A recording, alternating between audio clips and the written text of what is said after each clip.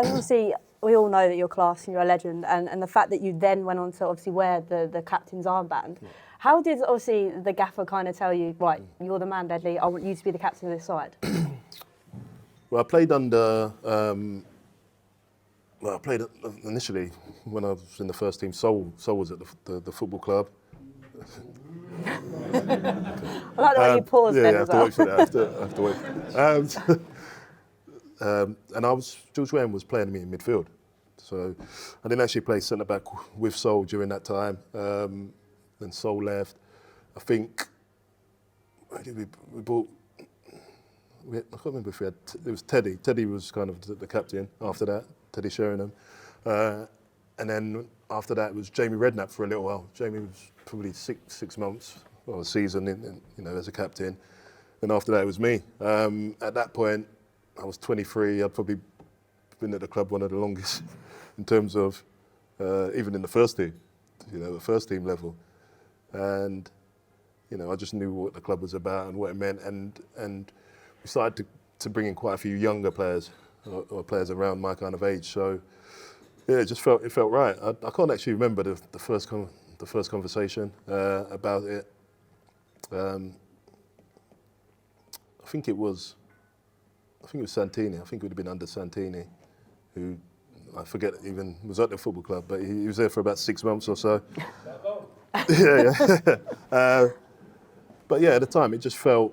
I just remember feeling like I was one of the kind of longest serving players at that point and one of the important players to try to take the club on. And obviously Santini lasted 6 months. Martin, Joel took over, and I feel like this was really the transition of the team, from being a mid-table team to being a team that was trying to get into the top four. Under Martin we finished 5th a couple of times, and we had a good young group of players that I was trying to lead and trying to, my main aim was always to win the Premier League with Tottenham one day. Do you know what I mean? So these were the steps. Initially you're trying to get into the top four, then you hopefully break it, and then you start competing to try and win the league one day. That was kind of my dream. Obviously, money kind of affected my career throughout.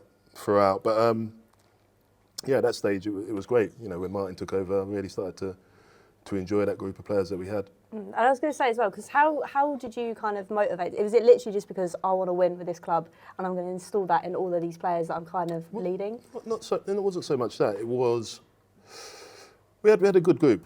We had a good group, and we had like Robbie come to the football club. He was passionate about the club as well.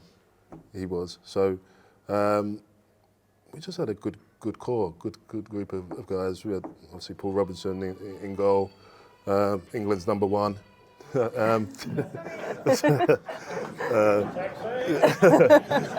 There was a stage where I think we had 6 or 7 that were in the England squad players, so we just had a good core group. But for me, I was one of the people that I felt like this was my club, and I wanted to take my club on to try and win things. I looked at every other club as if they was just what they was. They were rivals. This was my club, and I wanted to try and win things with my club. I always said it would feel better for me to win 1 or 2 with my club than go somewhere else and win 3, 4, 5, 6. I was here to fight and battle and try and.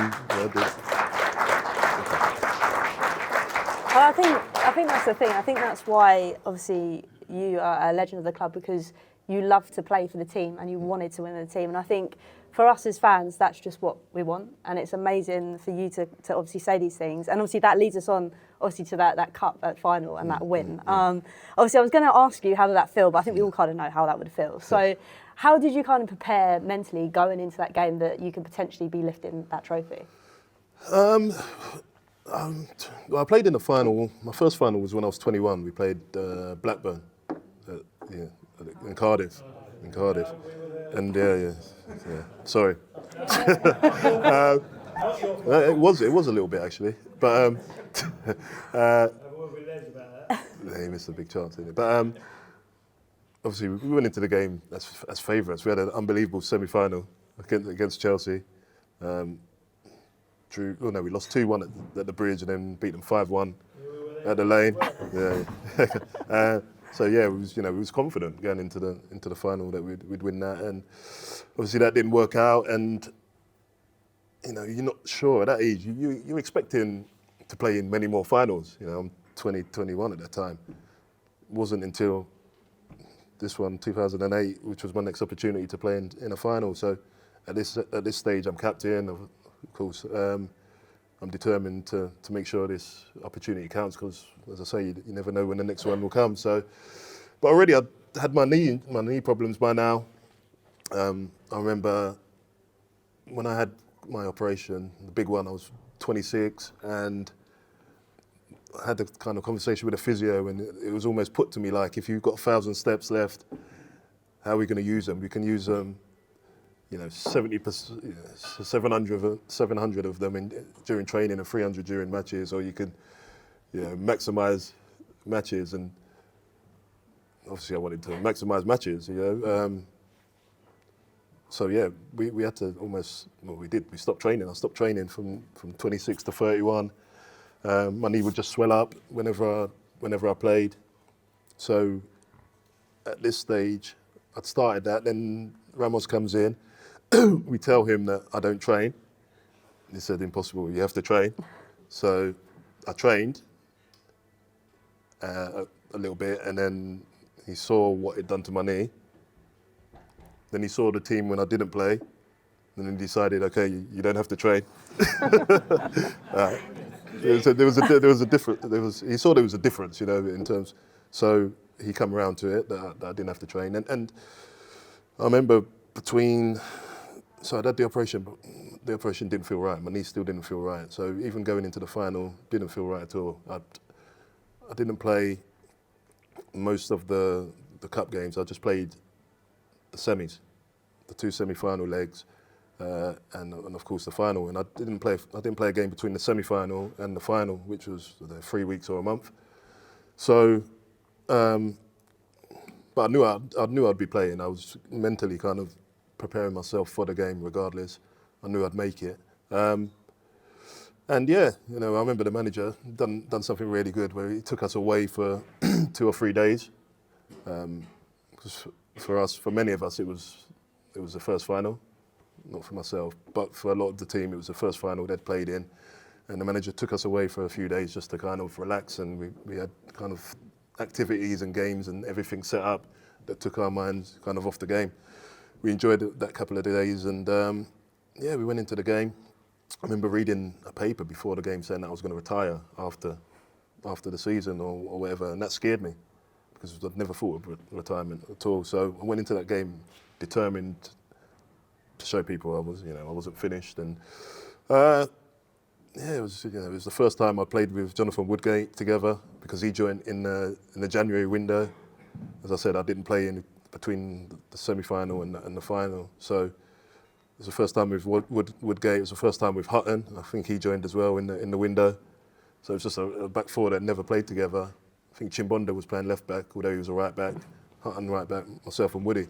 But it just clicked on the day. It was good. And myself and Woody were both of a good age, good experience, understood the game, understood our bodies, and how to navigate our way through a game. And as I say, we had a hungry group of players. The players I mentioned before, Ginas wanted to win something, Lennon wanted to win something, Keno wanted to win something. And it was just our time. We started the game brilliantly. I remember we had 3 or 4 shots within the first 10, 15 minutes, started it really well. Then Chelsea started to get into the game. They got their free kick. And normally, that Chelsea team, once they were 1-0 out, very difficult to beat. They used to normally see games out 1-0, 2-0, job done. So we went in at half time, we spoke about things, we come back out in the second half, we said if we keep doing what we're doing, we'll get a goal.